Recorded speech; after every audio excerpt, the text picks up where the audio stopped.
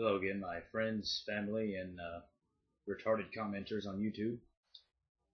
Let me first apologize. It's been so long since I've uploaded a video, but it's part of growing up, I guess. You get busy, you got work you got to do, then there's school, and what passes for a social life in my case.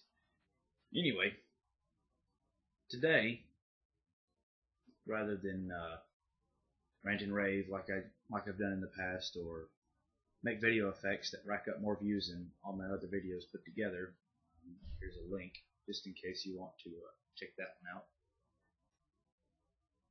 What we're going to do today is I'm going to discuss my post-apocalyptic zombie survival contingency plan.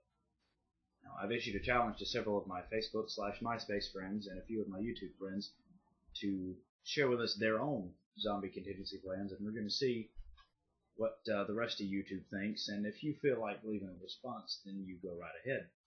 Some of you may have noticed my accent is a little more country than you remember, but 2 years of working at a parts store at a small little town like Rockmart will do that to you.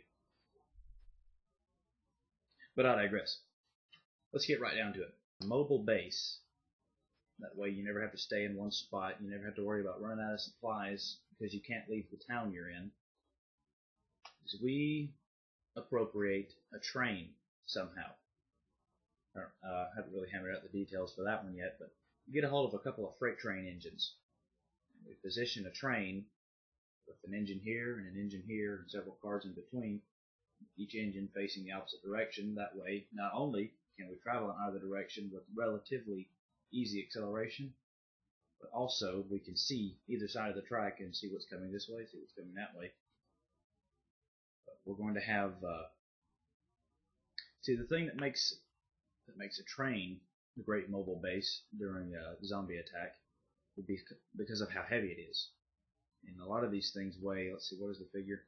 13,000 tons. It's a lot of freaking tons. I don't even want to know how many pounds that is. But it's so heavy, nothing could stop it outside. And if there are zombies on the track, you just cut through them like a hot knife through butter.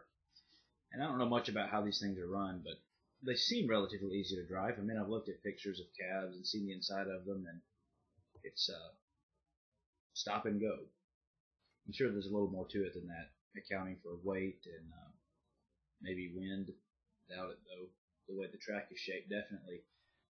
Maybe we could pick up the Idiot's Guide to Driving a Train if and when the zombie apocalypse ever happens. Pretty structurally sound, so if we have to stop for any reason, those zombies could get in. We could barricade the boxcars quite easily and just wait them out.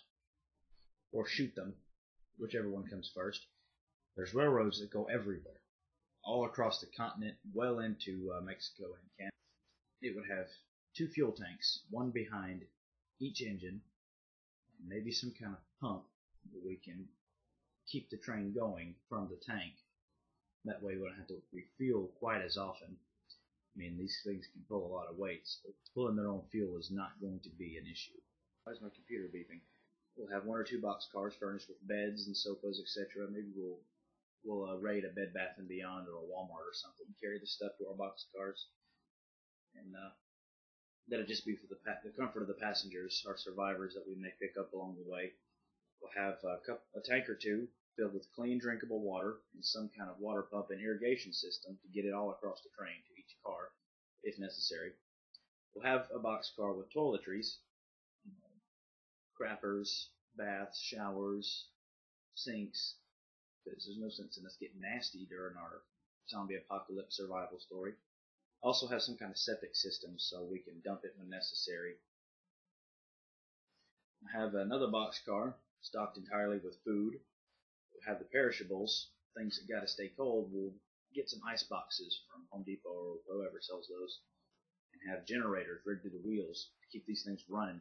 We'll also have a boxcar adapter for use as an armory, including guns and ammo of every kind imaginable, and we'll make sure everybody knows how to use them.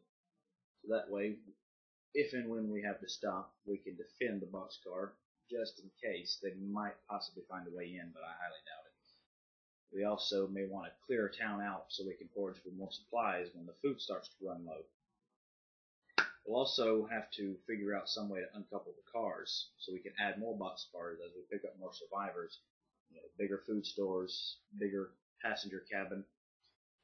Another idea that I had yesterday was have one boxcar rigged up with some kind of actuated mechanism so that we could drop dirt bikes or ATVs out on the side of the track and scout ahead to make sure there's no other trains stopped on the tracks or there's nothing ridiculously big and heavy that the train can't just plow through.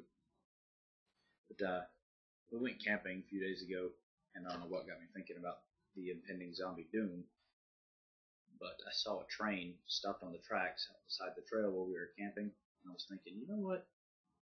That'd make a really good mobile base in the event of the zombie apocalypse.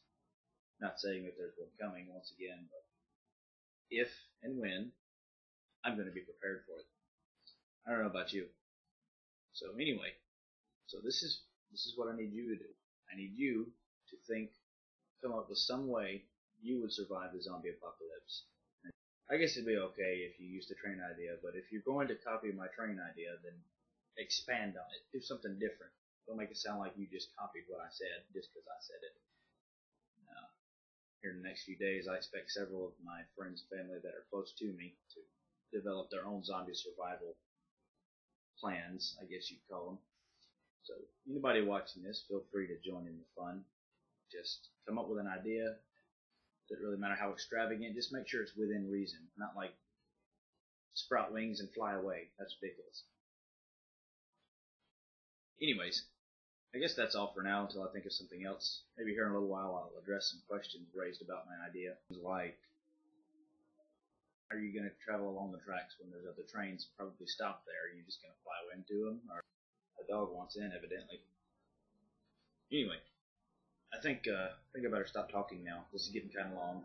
As always, leave comments, subscribe, tell your friends, but keep it clean. I mean, if your comment just wastes space, I'm just going to delete it, like I always do. So, have fun, and God bless, and good luck.